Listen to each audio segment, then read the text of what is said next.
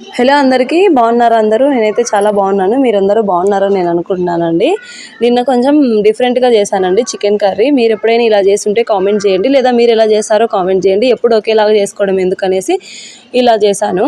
ఎప్పుడు ఊరికే మగ్గబెట్టేయడము, వాటర్ అన్ని ఇంకిపోయిన తర్వాత ఉప్పు కారం వేయడం అలా చేస్తున్నాను కదా. ఈసారి మ్యారినేట్ చేసేసి ఆఫీస్కి వెళ్ళిపోయాము. నిన్న మార్నింగే చేసుకోవాల్సింది నిన్న నైట్కి తిన్నామండి.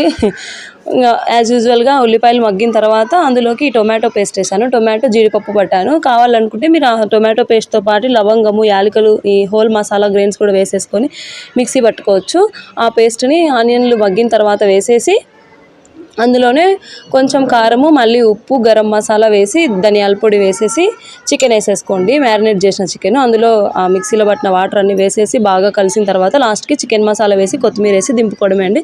చాలా చాలా బాగా కుదిరింది. అందుకే మా వారు నిన్న నైట్ నాకు బాగుందనేసి తినిపించినారు. అంతే. Bye bye.